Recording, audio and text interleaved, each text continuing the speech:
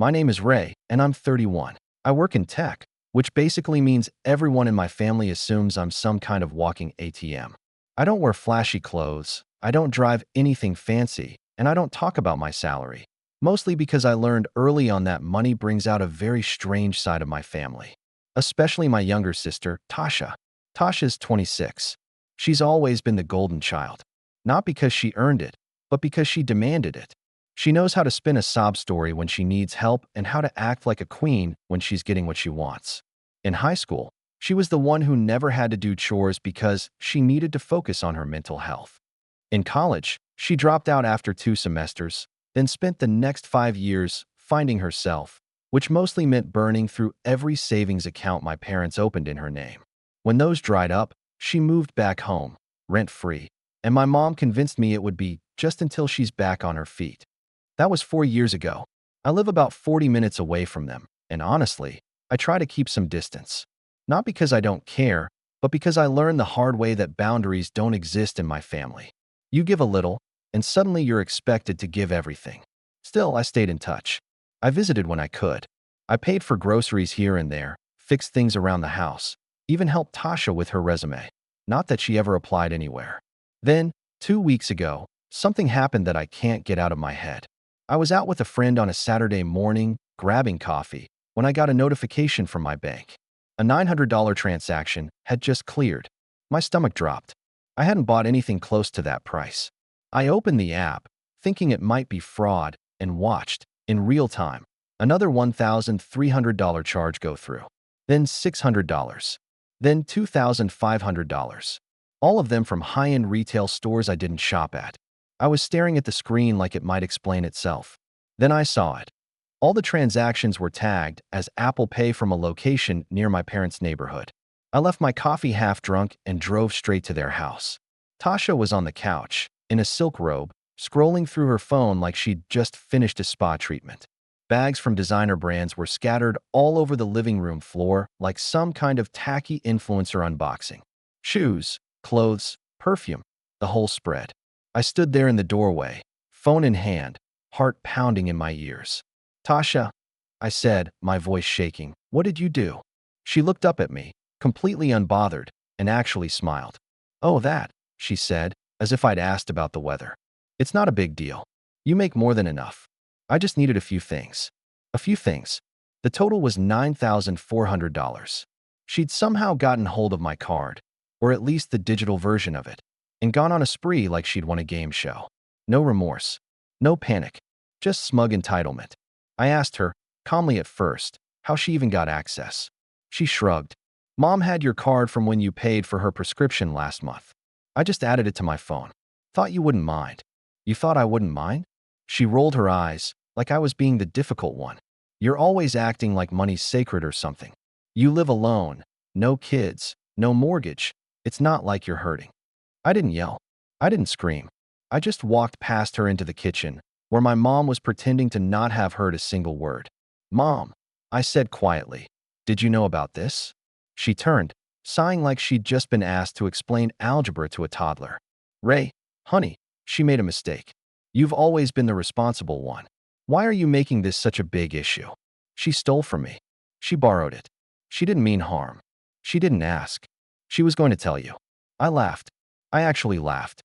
It was one of those hollow, exhausted laughs that come out when you realize you're alone in a room full of people who will never see your side. Tasha was now filing her nails like none of this concerned her. Mom started talking about how stressful Tasha's life had been lately and how a little shopping was therapeutic. I left. I didn't argue. I didn't raise my voice. I just said, "I'll handle it." I went home, sat on the edge of my bed, and stared at my account for a long time. I knew I could reverse some of it. The banks have fraud protection, but I also knew, deep down, that this wasn't just about the money. It was about principle. It was about being taken for granted. Again and again. So I started making a list. Every time I'd helped her out. Every time I'd paid for groceries, gas, Uber rides. Every digital transaction where I'd trusted them with my card. Every favor that turned into obligation. And then I opened my laptop. The next few hours were quiet but focused. I submitted a fraud report. I shut down every card linked to my digital wallet. I pulled logs from all the recent charges and flagged the ones she'd made. I contacted the stores, disputed what I could, and froze access to all shared payment methods, including the one I knew my mom had been sneakily using to pay off the cable bill. But that wasn't all. I drafted an email to Tasha. Nothing dramatic, just a clear list of what she'd spent, what I'd recovered, and what steps I was taking. Then I drafted another email, this one with a legal tone. I wasn't bluffing. A lawyer friend of mine owed me a favor, and I asked him to write up a formal cease and desist regarding unauthorized access and use of financial accounts. No threats, just professional language and consequences. By midnight, I had both emails scheduled, one from me, one with legal letterhead, set to hit her inbox at 8 a.m. Then I sat back, stared at the ceiling, and thought about everything I'd tolerated over the years. The guilt trips, the manipulation, the way they talked about me like I was just lucky to be in a good place financially, as if I hadn't worked every holiday for years, taken night classes, saved, invested, built something on my own. I was done. I went to bed with my phone on silent. The next morning, I woke up to a flurry of missed calls. Tasha, Mom, even my dad, who usually stayed out of this kind of thing. There were voicemails, texts, WhatsApp messages, the whole circus, but I didn't check any of them right away. I just made coffee, sat down, and waited, because I knew at that moment, everything had just changed. By the time I finally opened my messages around 10 a.m., the damage had clearly been done. There were 13 missed calls from Tasha, 2 voice messages, both of which I skipped. A string of increasingly desperate texts followed, starting with confusion and quickly escalating into accusations. What is this? You're seriously threatening me with a lawyer? For shopping. It was one day. You're rich. Get over yourself. Then, just as I was about to put the phone down, came the crown jewel. You'll regret doing this to your own sister. Mom's right. You've always thought you were better than us. I didn't reply. I'd said everything I needed to say in that email. A couple hours later, I got a calmer text from my mom. Can we please talk before this gets worse? You're blowing things out of proportion. That line, blowing things out of proportion, stuck with me. I didn't respond right away, but I did take a long walk around the block, trying to keep my hands from shaking. It wasn't rage I felt anymore. It was something quieter and colder, like the kind of disappointment that sets in after you realize someone's not going to change. I'd spent so many years giving them the benefit of the doubt, letting things slide, telling myself that family comes first, even when it meant burying my own needs. But standing out there on the sidewalk, hearing the buzz of my phone in my pocket, I realized something. They didn't need me to be generous. They expected it. Entitlement had become the norm. So I made another call. Not to them, to the credit union where my sister had her account. I requested a formal record of every transfer she'd received from me over the past 2 years. Every quick loan. Every, can you help me out? I swear I'll pay you next week. Turns out, she'd gotten over $17,000 total from me, and she'd never paid a cent back. I compiled all of it into a file. The evidence of unauthorized purchases, the past transfers, the screenshots of her texts, even the one where she joked last year that she should just marry rich or steal Ray's pin. It was meant to be funny at the time. It didn't feel funny now. That night, I got a knock on my apartment door. I checked the peephole. It was Mom. I didn't open the door right away. I just stood there, heart thudding, staring at the woman who raised me and wondering how many times I'd excused things I shouldn't have. She knocked again, softer this time. Ray, please, can we talk? I opened the door a crack. She looked worn out. Not angry, not even apologetic, just exhausted. She stepped back slightly when she saw my face. I know you're upset, she said, but this doesn't need to go any further. We're family. You don't sue your sister. I said nothing. She sighed, folding her arms like she was the one being hurt here. She's young. She made a mistake. She's 26, I said quietly. And this wasn't a mistake. It was theft. She thought you'd be okay with it. I stared at her. Would you be okay if someone did that to you? Mom didn't answer. She just looked away, like she was trying to remember the version of me that always caved when she talked like this. You always help, she whispered. You always do the right thing. Yeah, I said. And look where that got me. She shifted, uncomfortable. Ray, she's just not like you. She doesn't have what you have. You're punishing her for not being as successful. That hit a nerve. I'm punishing her, I repeated, for stealing my money. and for not even pretending to be sorry. Mom looked like she wanted to say something more. Maybe another guilt trip, maybe another excuse. But she didn't. She just sighed and said, "If you go through with this, you'll tear the family apart." I looked her in the eyes and said, "The family tore itself apart a long time ago. I just stopped pretending it didn't." She left without another word. I locked the door. That night, the silence in my apartment was deafening. No calls, no knocks, just quiet. It felt strange, like the calm after a storm, when you know more lightning could still be coming. And then, the next morning, I got another message. This one wasn't from Mom or Tasha. It was from an old friend of mine, someone who worked at a local paper. They'd seen a post Tasha made on social media, a long, dramatic rant about toxic siblings and how money makes people think they're gods. She hadn't mentioned my name, but the details were so specific, anyone who knew us would know exactly who she was talking about. I didn't reply. I didn't engage. But I saved the post, because something inside me had changed, quietly but permanently. And as much as it broke my heart to admit it, I knew I wasn't done. The post didn't go viral or anything. It wasn't public. Just a long, half rant, half plea to her little corner of the internet. But it told me everything I needed to know. Tasha wasn't sorry. Not even close.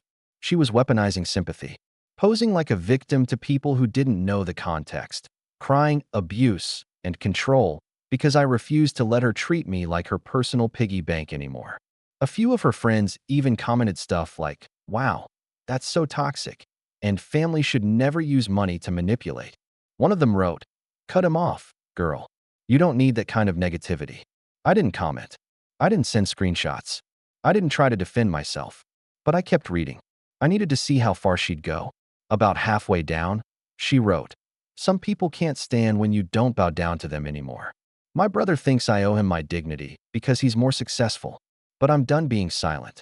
It was funny, in a sad way. That line, "done being silent," as if she'd ever once listened to anyone else. As if the dozen chances I'd given her, the money, the quiet grace I'd offered for years meant nothing. To her, the moment I set a boundary was the moment I became the villain. I closed the app, and I opened the file again. The PDF was 28 pages now. Not just financial records and text messages, but voice notes. Screenshots of times she admitted to buying things on my card just for now. Even the old Venmo notes that were supposed to be funny. THX sugar bro, rent fairy strikes again. Bless you our bank account lol. It was all there, and it was time I did something with it. So I emailed my lawyer friend, Josh. Josh had been in my life since college, someone who knew what I'd been through with my family even before money was involved. He wasn't the kind of guy to rush into legal threats, and he'd warned me before. Once you go down this road, there's no pretending afterward that things are normal. But when I sent him the folder and told him I wanted to take formal action, he didn't hesitate. He called me that evening. "I read it all," he said. "You're not overreacting." "Thanks," I said quietly. "I just wanted to stop." "She's not going to stop," he said. "Not unless there's a consequence. And you've got plenty to work with here. Fraud, identity misuse, theft. You could press charges." I paused. That word, charges, made my stomach twist. Not because she didn't deserve it, but because she was my sister. We talked for another hour. Josh said we could start with a formal demand letter, legal but not litigious. It would spell out the amount, document the misuse, and outline the next steps. She'd have a chance to repay it or respond before anything more serious happened. I agreed. That night, he drafted it. And the following morning, I sent it. It went out at exactly 7 a.m., attached to a clean, professional email. Not angry, not bitter, just facts. I didn't hear anything that morning. Not a text, not a call. Around noon, I saw she'd deleted her post. By 3, I got a call from an unknown number. I didn't answer. It rang again 10 minutes later. Then again. I let it go. Then, finally, a voicemail. I braced myself before listening, but nothing could have prepared me for the tone in her voice. It wasn't apologetic. It wasn't scared. It was furious. "You really went through with it?" she snapped. "After everything I've done for this family? You're seriously trying to ruin my life because of a shopping mistake? You think this makes you some kind of hero? You're not. You're bitter. And one day, when you're old and alone, maybe you'll realize money doesn't buy loyalty." Click. That was it. No sorry. No admission. Just blame. And the worst part? I wasn't even surprised. That night, My mom called. "Ray," she said carefully. "Can you come by? I think we need to talk. In person." I almost said no. I almost blocked the number right there. But something told me I needed to go. Not for closure. Not for peace. For clarity. I needed to look my family in the face and see it for what it really was, not what I'd hoped it could be. So I drove. The house looked exactly the same as it always had. Same creaky porch. Same dented mailbox. Same half-dead plants on the windowsill. But when I stepped inside, it felt colder than ever. Tasha was already there, sitting at the dining table with her arms crossed, wearing a hoodie and no makeup, like she was trying to look smaller, more innocent. It was a performance. I knew that immediately. Mom was standing in the kitchen, nervously drying a cup that didn't need drying. No one spoke at first. Then Mom said, "Before you say anything, just listen." And that's when everything shifted.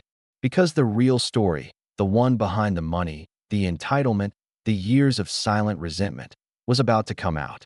And I wasn't ready for how far it would go. I stood there in the doorway, arms still at my sides, my coat half zipped. The tension in the air was so thick I could hear the quiet hum of the refrigerator behind Mom, like it was the only thing breathing. Tasha sat at the dining room table with that look she always wore when things didn't go her way, arms crossed, jaw tight, eyes filled with sharp silence. I didn't say anything. I waited. Mom motioned toward the table. "Sit," she said softly, like we were about to break bread and pray over it. I stayed standing. "Tasha has something she wants to say," Mom added, looking at her expectantly. Tasha's lips tightened. "No, you wanted me to say it," she muttered. "I don't have anything to apologize for. I already said what I needed to." Mom's eyes widened. "Tasha, I didn't steal, okay?" she snapped, standing now, her voice louder. "He gave you that card months ago? It was saved on the family tablet. I thought he'd taken it off. It wasn't like I hacked into his account." I stared at her, finally speaking.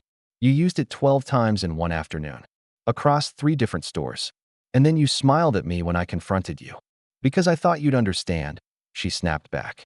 "You're always preaching about responsibility, about how money doesn't define you. So why does this matter so much? It's just money to you."